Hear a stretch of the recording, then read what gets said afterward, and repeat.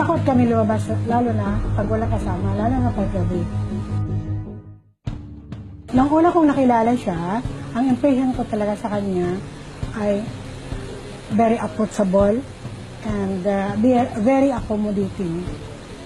Yung availability ng mga social services, tulad ng scholarship na na-avail ko from the city government, yung nakita ko na mas malaki pala yung opportunities dito sa Davao. Lumapit ako sa kanya. Sabi ko, gusto ko lang magkaroon ng kapital. So sabi niya, oh sige, sabi niya, ito yung 50,000. We are exporting banana in Japan. Pagbalik naman, yung mga ukay-ukay, lahat na meron sa Japan na pwedeng ibenta dito, yun ang laman ng barko pabalik. Yung step kasi, siya yung nagbigay ng opportunity for me to enter to college. Dahil sa program, I am now who I am. Ang sabi ni Mayor, tulungan kita, pero make sure that you will shine. And I want you to be somebody someday. Meron na rin akong trabaho, and I even had that napakalaking achievement to top the board exam. Nung una siyang umupo, naging peaceful in Davao. Inayos niya ang City Hall. He invited businessmen para maglagay ng mga business nila sa Davao. Yung services ng Davao City is nabibigay talaga doon sa mga tao. Kasi pera yun ang bayan. Now, marami na kaming pantalan. At marami ng mga buildings, marami ng high-rise buildings. And more businessmen coming in here because we feel it that Davao City is very peaceful. Regardless ng iba't ibang religion, iba't ibang tribo, pero Pilipino pa rin. So dapat magtulungan, magmahalan. Pero make sure that you will shine. And I want you to be somebody someday.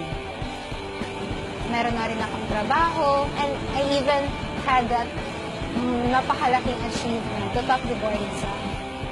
Nung una siyang umupo, naging peaceful in Davao. Inayos niya ang City Hall. He invited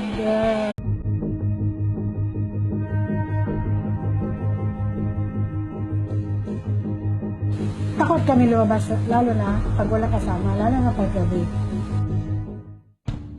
Nung una kong nakilala siya, ang impression ko talaga sa kanya ay very approachable and very accommodating. Businessman, para maglagay ng mga business nila sa Davao. Yung services ng Davao City is nabibigay talaga doon sa mga tao. Kasi pera yun ang bayan. Now, marami na kaming pantalan. At marami ng mga buildings, marami ng high-rise buildings. And yung mga ukay-ukay, lahat na meron sa Japan na pwedeng ibenta dito, yun ang laman ng barko pabalik. Yung step kasi, siya yung nagbigay ng opportunity for me to enter to college. Dahil sa program, I am now who I am. Ang sabi ni Mayor, tulungan kita, pero Yung availability ng mga social services, tulad ng scholarship na na-avail ko from the city government, yung nakita ko na mas malaki pala yung opportunities dito sa Davao. lumapit ako sa kanya. Sabi ko, gusto ko lang magkaroon ng kapital. So sabi niya, oh sige, sabi niya, ito yung 50,000. We are exporting banana in Japan. Pagbalik naman,